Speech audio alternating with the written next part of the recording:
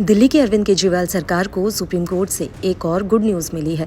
Supreme court ने दिल्ली के प्रधान सचिव वित्त जलापूर्ति से संबंधित इकाई को भुगतान के लिए जरूरी धनराशि जारी करने को कहा।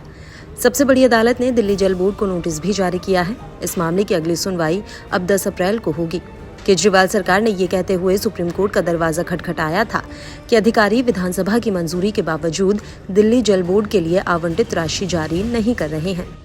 प्रधान न्यायाधीश DY चंद्रचूड़ की अध्यक्षता वाली पीठ के सामने दिल्ली सरकार ने 1 अप्रैल को कहा था, नौकरशाह हमारी नहीं सुन रहे हैं। उन्होंने कहा कि DJB को अब भी 1927 करोड़ रुपए दिया जाना है।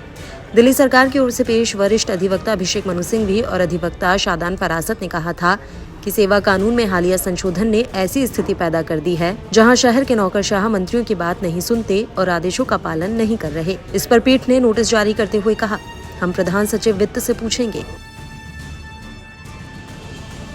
पीठ ने वरिष्ठ अधिवक्ता मुकुल रोहतगी द्वारा ये तर्क दिए जाने के बाद उपराज्यपाल को नोटिस जारी नहीं किया कि फंड रिलीज करने में LG की भूमिका नहीं है और ये जिम्मेदारी दिल्ली सरकार के वित्त विभाग की है। शीर्ष अदालत में सुनवाई के लिए याचिका सूचीबद्ध होने से एक दिन पहले वित्त सचिव ने 31 मार्च को 760 करोड़ रुपए जारी किए थे।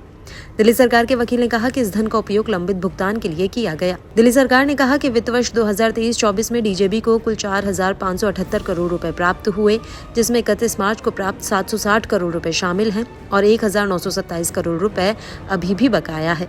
उपराज्यपाल कार्यालय की ओर से पेश रोहतगी ने शीर्ष अदालत में सुनवाई का विरोध करते हुए कहा था कि इसी तरह की याचिका दिल्ली उच्च न्यायालय में भी लंबित है। उन्होंने कहा कि जल बोर्ड कानूनी प्राधिकार है और उपराज्यपाल का उससे कोई लेना देना नहीं। रोहतगी ने तर्क दिया था, उनकी कोई भूमिका नहीं है, ये बड़ा अजीब है। याचिकाकर्ता दिल्ली सरकार की जल मंत्री है, जो योजना मंत्री भी हैं और जल बोर्ड के अध्यक्ष भी हैं। ये सभी पद और वित्त उनके पास हैं। असली प्रतिवाद उनका अपना सचिव है। मुझे नहीं पता कि ये किस तरह की याचिका है। आपको यहाँ ये भी बता दें कि ED ने इस मामले में पूछताछ के लिए मुख्यमंत्री अरविंद केजरीवाल को भी बुलाया था, लेकिन वे उनके सामने पेश नहीं हुए।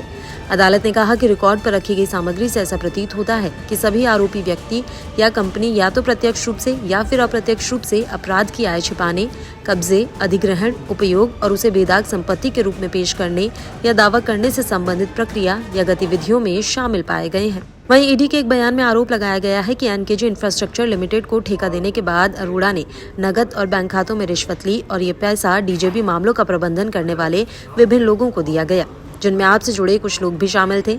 रिश्वत की रकम चुनावी फंड के तौर पर आपको भी दी गई।